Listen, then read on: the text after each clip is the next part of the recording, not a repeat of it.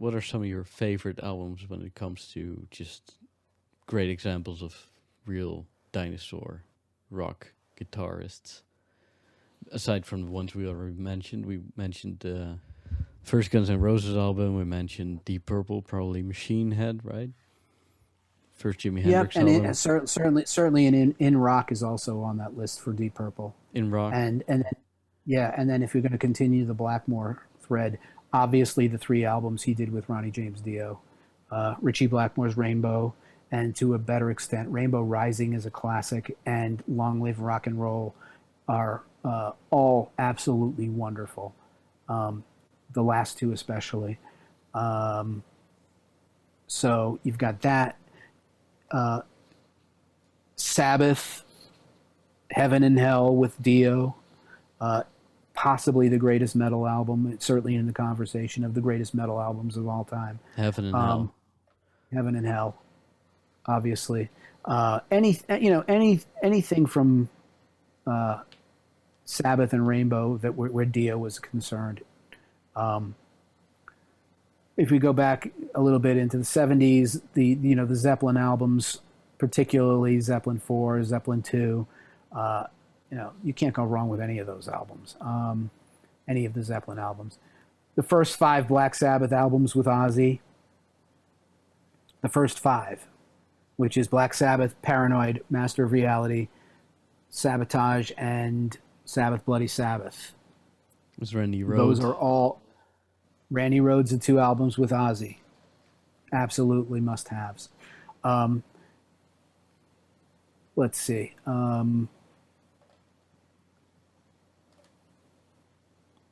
Also, No More Tears and No More Tears. Yeah, that's the other era, right? And of course, Bark at the Moon for the Jake era. I'm a huge fan of John Sykes. I'm a huge fan of Blue Murder, his band Blue Murder. The first 2 Blue Murder albums are absolutely astonishing. Way better, in my opinion, and I'm probably in the minority on this, but way better than the Whitesnake '87 album by a long shot. I think I love the Black Sabbath Born Again album with Ian Gillan on vocals. Some of the most astonishing vocals you will ever hear on any album. It's like every track, it's Ian Gillan like shrieking his brains out in this insane way, and it's really cool. People don't like the production on the album, but I don't think it detracts too much. It's one of those albums that is just such an overlooked gem. Thin Lizzy, pretty much everything from Fighting through Thunder and Lightning, where you have the classic era with Brian Robertson and Scott Gorham. You have Jailbreak, Johnny the Fox, and Soldier of Fortune. Not Soldier, Bad Reputation. It's got Soldier of Fortune on it. Bad Reputation is the name of the album. I mentioned the Sabbath albums with Ozzy. I mentioned the Ozzy albums. Scorpions, pretty much anything from like Fly to the Rainbow or In Trance all the way up through Love at First Sting. All excellent, whether it's Uli or Matthias Jabs. Except anything from Breaker all the way up through their modern stuff. There's a few clunkers in there, but certainly the classic period from Breaker through Russian Roulette and Objection Overruled, and then the newer albums they started out with Blood of the Nations and Stalingrad are both fantastic. Rise of Chaos, I didn't like the one that was in between that one so much. Gary Moore. My goodness, for the most intense guitar playing you'll ever hear in your life. Corridors of Power, Victims of the Future, We Want More. You can start with those 3. Let's see. I think I talked about Schenker. The UFO era of Schenker from like Force It through Strangers in the Night. And then with Michael Schenker Group, the first album, the second album, and the live album. Live at Budokan, and then Assault Attack with Graham Bonnet on vocals was great. Who else? No one talks enough about Loudness. Loudness were fantastic. At least get Thunder in the East. That's a Bulletproof album from 1985. It stands up to this day. The first two Dio albums, Holy Diver, Last in Line. So many others. Iron Maiden, everything from their first album up through Somewhere in Time. It hasn't been so great after that.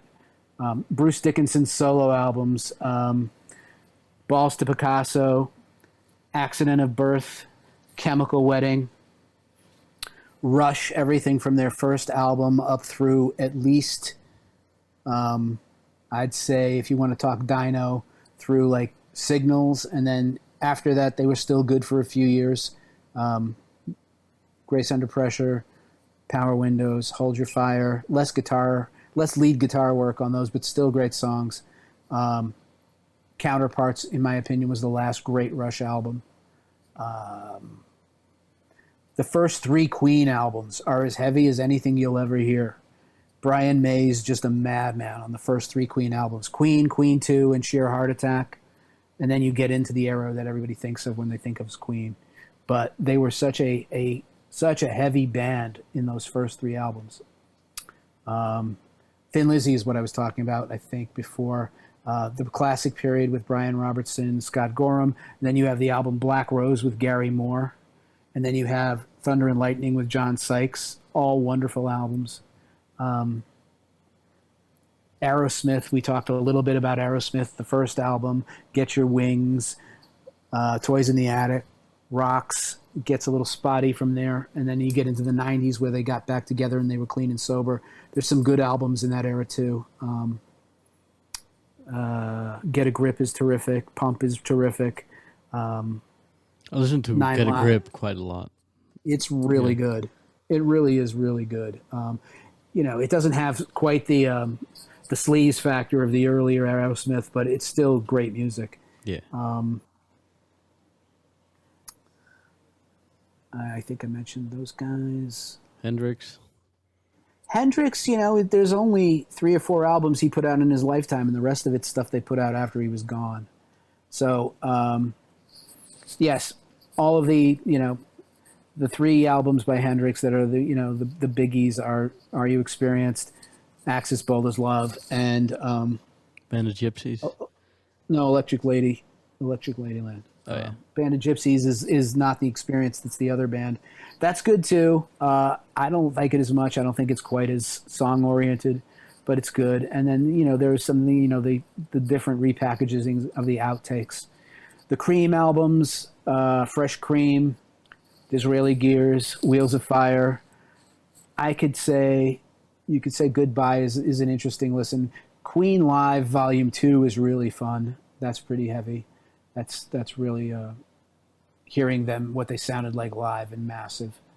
The Who, my God. Where do you start with The Who? All of that stuff is great. We talked about Zeppelin. We talked about Deep Purple. Deep Purple, yeah. So when Deep Purple first started, their first 3 albums were sort of like psychedelic rock, and then they did the concerto with orchestra thing. That stuff is not the Deep Purple that anyone's thinking of when they hear it. Not that there isn't some good tracks on there, but that's sort of a trippy psychedelic thing with a lot of covers and that stuff. They become Deep Purple on In Rock.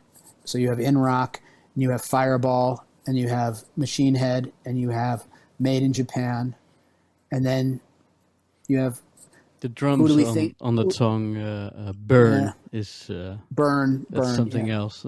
Yeah, so you can skip Who Do We Think We Are. You can skip that. Then you go to Burn, which is fantastic, and then Stormbringer, which I still love a lot, but Richie is like half checked out on that album, and they're going more in the direction of David Coverdale and Glenn Hughes. And then you have Come Taste the Band with Tommy Bolin, which, if you think of it as anything other than Deep Purple, you'll really enjoy it. But if you're trying to compare it to classic Deep Purple with Blackmore, you're not going to. It's not a fair comparison. But it's a real good album on its own right. I went over the Rainbow stuff already. Those are the heavy hitters. I went over the Scorpions. I went over Iron Maiden. And that's just off the top of my head. Ozzy. Ozzy, we talked about that. The first 2 albums with Randy, Bark at the Moon. I'm not a huge fan of The Ultimate Sin. I'm not a huge fan of No Rest for the Wicked. But I think, the two later ones we already talked about, No More Tears and Osmosis, are terrific. Nothing really after that for me. What do you think of the latest one they put out, 13? I didn't get into it. I really didn't think it was that great. If you want to talk about some live stuff also, but like the live album they did in '98 on the reunion tour is fantastic. I haven't mentioned any Judas Priest. I'm partial to British Steel, Screaming for Vengeance, and did you hear the cover they did of Man on the Silver Mountain? Priest did? Judas Priest covered Man on the Silver Mountain. They put out. Cool. Yeah, they put out like a tribute album after Dio died. After Ronnie died. Yeah, I haven't heard that. But yeah, I'm sure that's good. Another band that's criminally underrated is Y&T. If you like the rest of this stuff, you should really love Y&T as well. The albums you'll be looking at there are Earthshaker, Black Tiger, Mean Streak, and In Rock We Trust. You start there, and if you're liking it, you can go further. Who else? Queensryche. Damn, they were good back in the day when they had their original guitarists. Queensryche. You have the album The Warning. You have Rage for Order, and then you have Operation Mindcrime, which is one of the greatest metal albums of all time. Operation Mindcrime. Yeah. It's a concept album. It's absolutely fantastic. And then you had Empire, which had a bunch of hits on it. And then from there, they started to sort of peter out, and then the band kind of splintered into different groups. But when Queensryche was on its game back in the day, they were absolutely tremendous. And the singer has one of the best vocal instruments you'll ever hear on any person, living or dead. He can't sing that way anymore, but he was magnificent. Who else am I leaving out? I guess those are the big names, really, in the genre. Let me see what else I can look at and jog my memory. I'm looking at the Dinosaur Rock Guitar page. Yeah. Let's see. I talked about Blue Murder. Jeff Beck, Richie Blackmore, Clapton. Dokken. If you want to hear some good George Lynch, ZZ Top. Tooth and Nail, Under Lock and Key are really good. ZZ Top. I'm a big fan of them. I like Rhythmine. That's one of the ones I like more so than the ones that they got famous on in the '80s. It's much more earthy. It's less electronic drums and more just them playing.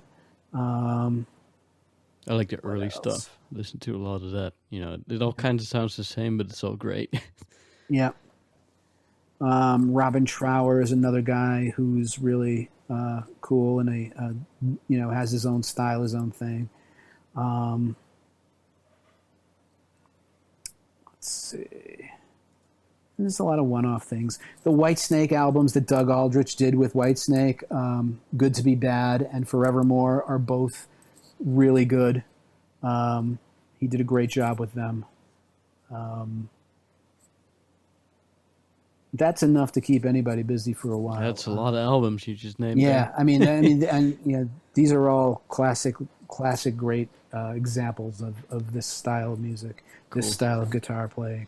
The people who like Yngwie, the Yngwie albums, his first album with Alcatrazz, No Parole for Rock and Roll, and then his Rising Force albums. If you like that style, I tend to find it a little overblown and a little overplayed, but it's certainly part of the journey if people are into it.